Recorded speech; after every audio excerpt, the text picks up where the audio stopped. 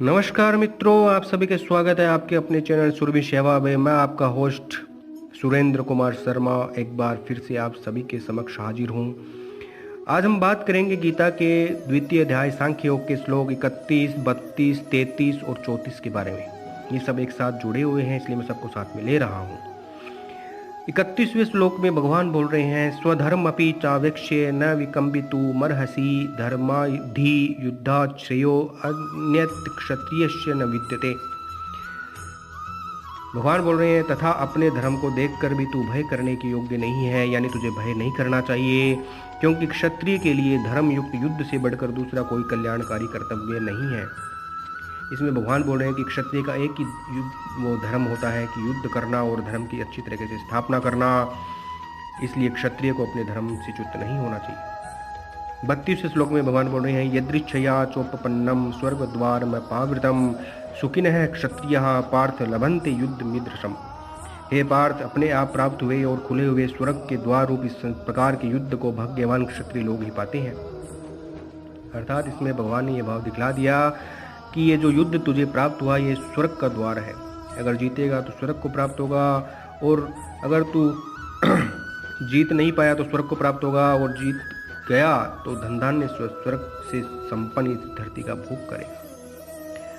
33वें श्लोक में भगवान बोल रहे हैं, अथ चेत्वमिमं धर्मं संग्रामं न करिष्यसि ततः स्वधर्म कीर्तिं च हित्वा पापम अवाप्स्यसि। किंतु यदि तू इस धर्मयुक्त युद्ध को नहीं करेगा तो स्वधर्म और कीर्ति को खोकर पाप को ही प्राप्त होगा।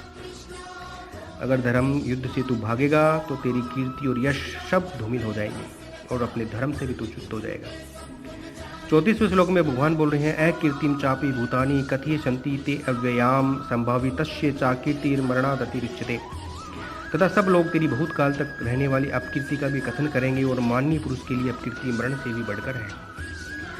अब इसमें भगवान ने बोला कि माननीय पुरुष के लिए, इस वाक्य में भगवान ये बोल रहे हैं कि कदाचित तुम ये मानते हो कि अकीर्ति होने से हमारी क्या हानि है, तो ऐसी मान्यता ठीक नहीं है। जो पुरुष संसार में प्रसिद्ध हो जाता है, जिसे बहुत लोग श्रेष्ठ मानते हैं, ऐसी पुरुष के लिए अपकीर्ति मरण से भी बढ़कर दुखदायिनी हुआ करती है। अतएव जब वैसी अकीर्ति होगी तब तुम उसे सहन न कर सकोगे, क्योंकि तुम संसार में बड़े सूरवीर और श्रेष्ठ पुरुष के नाम से विख्यात हो। स्वर्ग से लेकर पाताल तक सब जगह तुम्हारी प्रतिष्ठा व्याप्त है। तो मित्रों, मैंने आज आपको 34वें श्लोक तक का पूरा वर्णन सुनाया है। अब हम क्या करें और क्या न करें में आज ले रहे हैं कि तेलाभ्यंग, तेल कब कब लगाना चाहिए और कब नहीं लगाना चाहिए और किस तरीके से लगाना चाहिए, इसके विषय में मैं आपको बताता हूँ। ये भी आते हैं ब्रह्म वैवर्त पुराण, वामन पुराण, अग्नि पुराण, पद्म पुराण और नारद संहिता, धर्म सिंधु, भगवत भास्कर, समय मयूख और निर्णय सिंधु नारद पुराण में बताई गई है। प्रतिपदा, षष्ठी, अष्टमी, एकादशी, चतुर्दशी, पूर्णिमा और अमावस्या के दिन शरीर पर तेल कदापि नहीं लगाना चाहिए। रविवार को, मंगलवार को, गुरुवार को और शुक्रवार को तेल भूल कर भी अपने शरीर पर ना लगाएं। रविवार के दिन तेलाभ्यंग करने से क्लेश प्राप्त होता है। सोमवार को करने से कांति चली जाती है। सोमवार को करने से कांति प्राप्त होती है। मंगलवार को व्याधि प्राप्त होती है, यानी बीमारी होती है। बुधवार को अगर तेल आप शरीर पर लगाते हैं तो आपके सौभाग्य में वृद्धि होती है। गुरुवार को अगर आप तेल लगाते हैं तो आपको निर्धनता और गरीबी प्राप्त होती है। शुक्रवार को अगर आप तेल लगाते हैं तो आपको हानि प्राप्त होती है। शनिवार को अगर आप तेल अपने शरीर पर लगाते हैं तो ये सर्व समृद्धि को प्राप्ति कराने वाला होता है। रविवार को पुष्प, मंगलवार को मिट्टी, गुरुवार को दुर्वा दूब और शुक्रवार को गोमय डालकर तेल लगाने से दोष नहीं लगता है। तो इस बात का भी ध्यान रखें, अगर कभी लगाना पड़े तो आप इन चीज़ों को मिश्रित करके तेल में आप लगा सकते हैं या इनको छुआ कर आप लगा सकते हैं।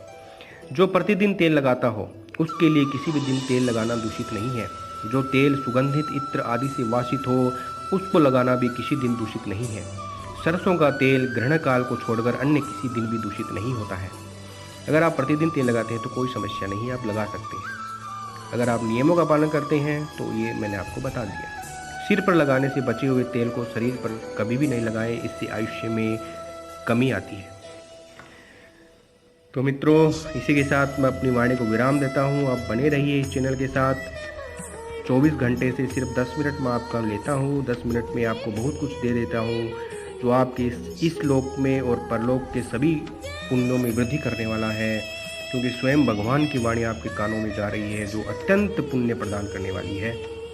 गीता का महात्म्य ये है कि अगर आप इसका एक श्लोक, आधा श्लोक, एक वाक्य, आधा वाक्य भी अगर आप डेली इसका सुनते हैं, नित्य प्रति आप इसका मनन और निधि ध्यान करते हैं, तो आपके पुण्यों की वृद्धि यमराज और चित्रगुप्त भी नहीं कर सकते। इसलिए आप मेरे साथ बने रहिए।